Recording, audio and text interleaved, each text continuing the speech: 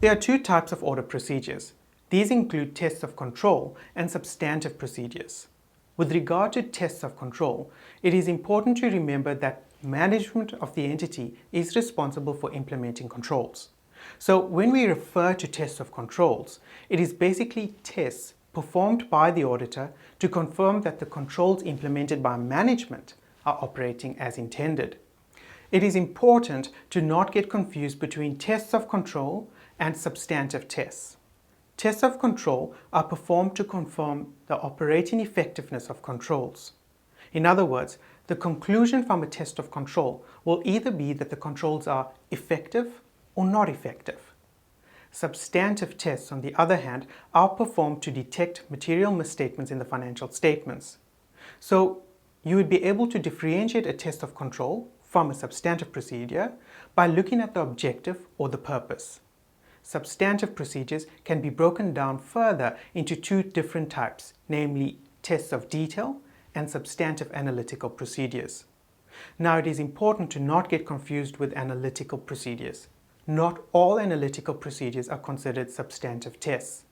Analytical procedures can take the form of simple comparisons, ratios, and reasonableness tests.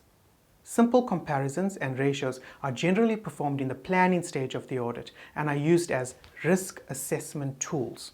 That is, they are used to identify areas with a high risk of misstatement. These are not considered substantive procedures. Reasonableness tests, on the other hand, are performed as evidence-gathering procedures. As such, they are substantive in nature. A big difference you should note between substantive analytical procedures and non-substantive analytical procedures is that non-substantive analytical procedures do not require corroborative evidence.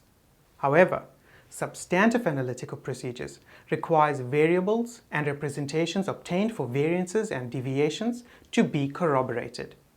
Tests of detail are direct tests. For example, a test of detail for the occurrence of a sale would be to directly test the invoice and supporting documentation relating to that sale. Tests of detail relating to the existence of assets and employees would be to physically inspect those assets and employees or directly inspect the supporting documentation such as deeds of ownership or identification documents. To recap, there are two types of audit procedures, namely tests of control and substantive procedures. Substantive procedures can further be broken down into tests of detail and analytical procedures.